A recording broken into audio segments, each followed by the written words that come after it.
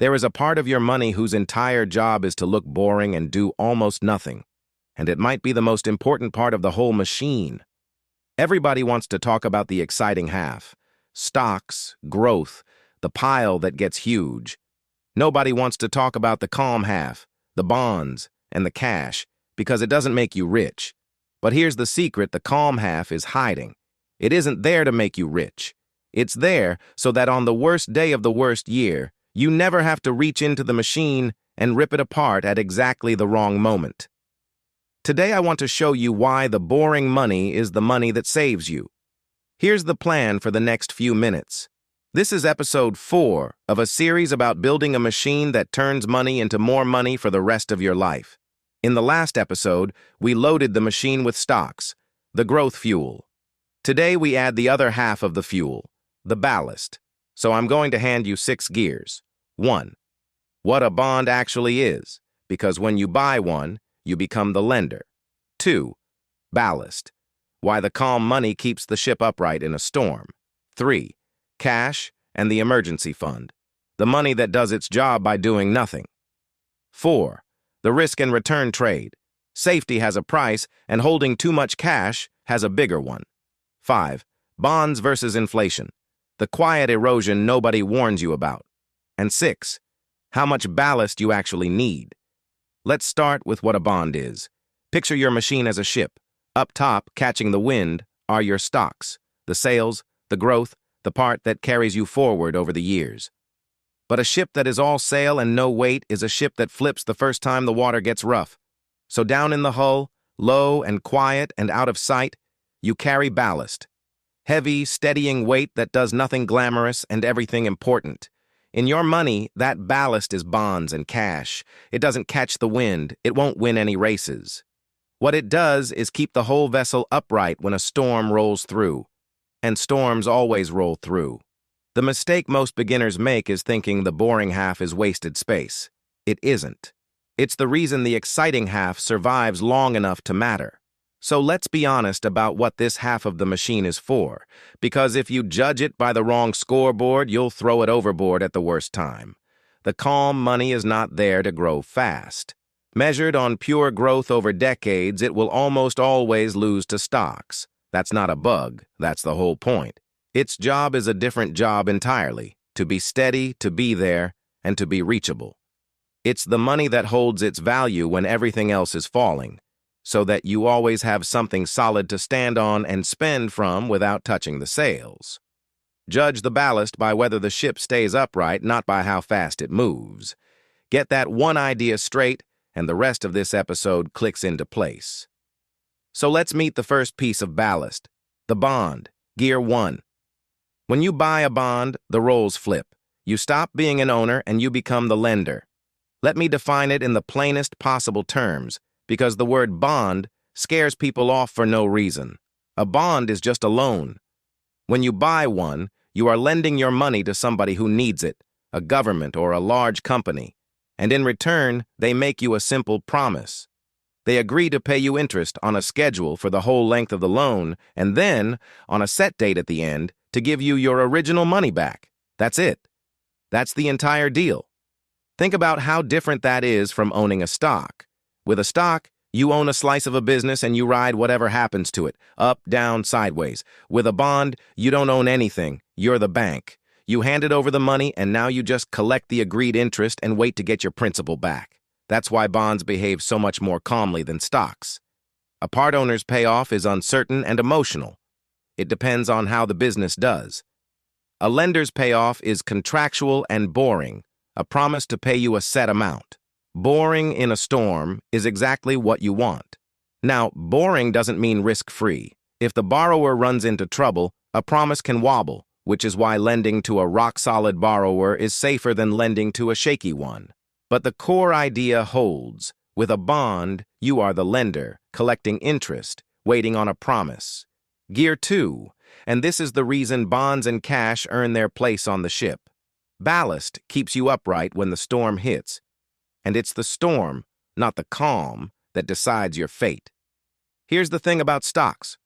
Over long stretches they climb, but they climb in a terrifying way. Every few years, the market drops hard. Sometimes it falls by a third or more quickly for reasons that feel like the end of the world at the time.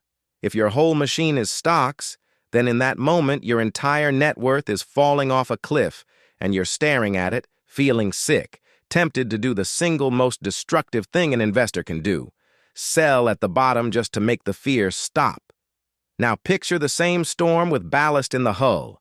A big slice of your money, the bonds and the cash, is sitting there calm, holding its value or barely moving, while the stock part falls. Your whole machine drops far less because the steady half is cushioning the fall.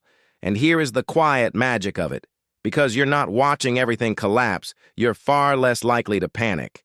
The ballast doesn't just steady your money, it steadies you. It gives you something solid to hold while the exciting half does its scary thing, so you can leave the sails up and let the ship ride the storm out instead of capsizing. That psychological steadiness, staying in your seat through the crash, is worth more over a lifetime than almost any clever move you could make. Gear 3, and it's the most boring hero in all of personal finance. Cash is the money whose entire job is to do nothing and be instantly there when you reach for it. We touched on this back in episode 1, but it belongs here too because cash is the calmest ballast of all. An emergency fund is a pile of ordinary, do-nothing cash, enough to cover several months of your real expenses, kept somewhere completely safe and instantly reachable. Not invested, not clever, not working, just sitting there waiting. And I know that feels wrong after everything this series preaches about putting dollars to work. So let me tell you exactly why this specific pile gets to be lazy. The emergency fund is not separate from your investing. It is what protects your investing. When life throws a punch, a lost job, a medical bill, a car that dies, a roof that leaks, you pay for it out of the cash calmly, the same day. You never have to sell a single share. You never have to crack open the machine in the middle of a crash to cover a surprise. Without that cash buffer, a bad month can force you to sell your stocks at the worst possible moment, locking in a loss you never had to take. With it, the machine just keeps running through the storm while you handle life out of the boring pile. That is the whole point of cash. It looks like money doing nothing. It's actually money standing guard. Gear 4, and this is where you learn to price safety honestly. Because safety is never free. Every bit of calm you add to the machine has a cost, and the cost is growth. This is the trade at the heart of all investing. The safer something is, the less it tends to grow over the long run, and the more it grows over the long run, the more wildly it bounces on the way. Cash barely grows at all. That's the price of being perfectly steady and reachable.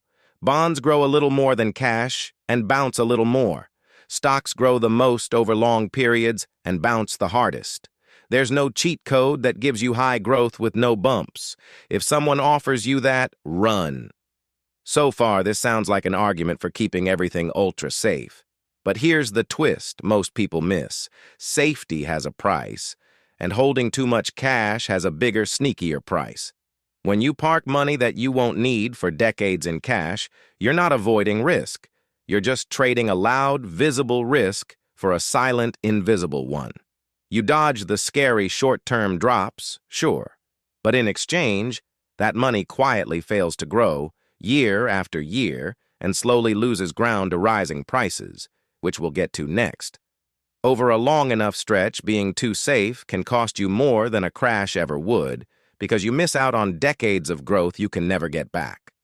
So the trade isn't risky versus safe. It's which risk am I taking, the loud one or the quiet one?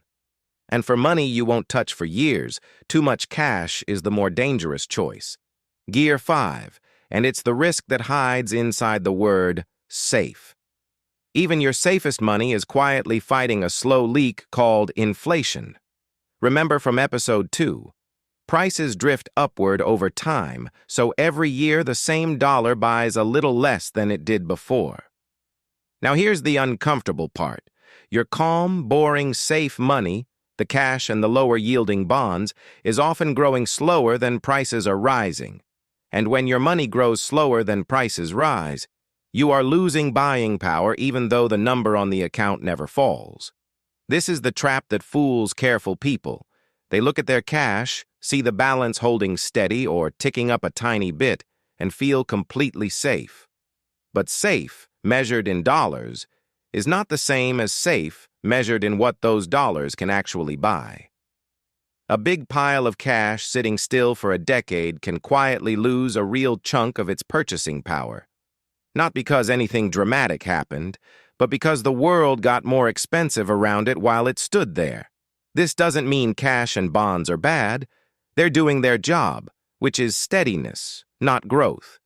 It means you have to respect what they can and can't do. The ballast keeps you upright. It does not push you forward.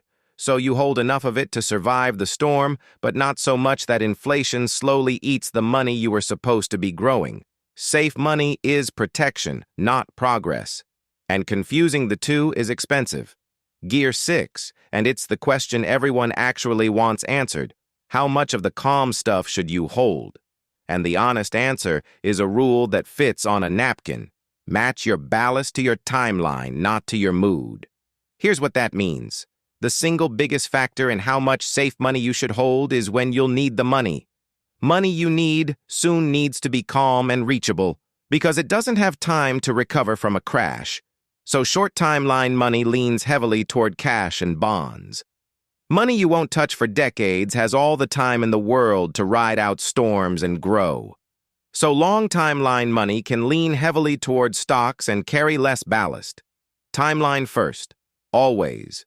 Now here's the trap, and it catches almost everyone. When the market is crashing and the headlines are screaming, you'll feel a powerful urge to pile into safety, to dump stocks and hide in cash right at the bottom. And when the market is soaring and everyone's getting rich, you'll feel the opposite urge, to throw the ballast overboard and go all in on growth right at the top. Both urges are your mood talking, and your mood is a terrible captain. It wants to buy safety when safety is expensive and sell it when it's cheap, the exact opposite of what works.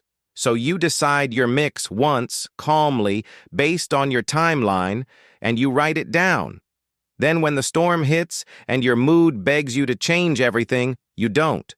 You match the ballast to the timeline, and you let the mood pass. So how do you actually put the boring half to work? How do you build ballast that keeps the ship upright without dead weight dragging you down? Here's the recipe, in order, because the order matters. First, build the emergency fund before anything else. Several months of plain, do-nothing cash, kept safe and instantly reachable. This is the ballast that stops a bad week from ever forcing you to sell the machine at the bottom. It comes first, full stop. Second, match your ballast to your timeline, not your mood. Ask one question about every dollar. When do I need this?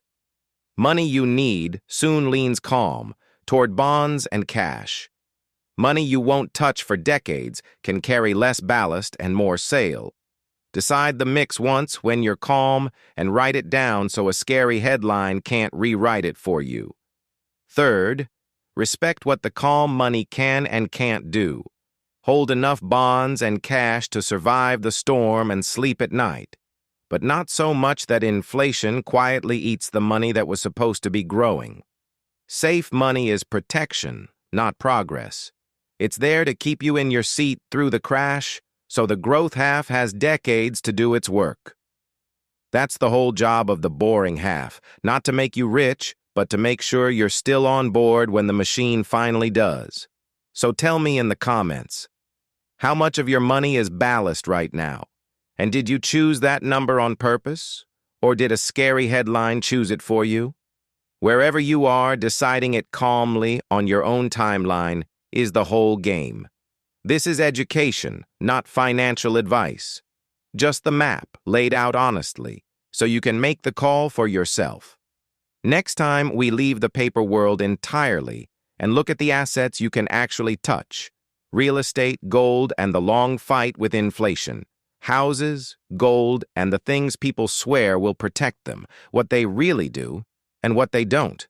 That's the next kind of fuel, and it's more complicated than the internet pretends. I'll see you there.